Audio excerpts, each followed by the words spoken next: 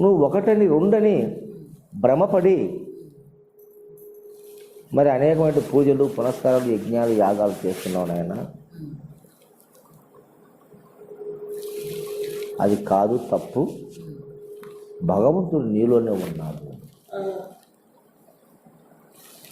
ఎక్కడో దేవుడు గలడని కక్కసపడి తిరగనేల కాయములోన నిక్కమోనున్న ఆత్మను మక్కువతో తెలియలేక మోసపడినారు, తిక్కాబట్టి దిమ్మరులైనారు. చెక్కిన ప్రతిమలనే సర్వేశ్వరుని నమ్మి సక్కాని సద్గురుని సందర్శనము లేక చెక్కిన ప్రతిమలనే సర్వేశ్వరుని నమ్మి మోసపడినారు, తిక్కాబట్టి దిమ్మరులైన నుంచి మన గురువు గారైనటువంటి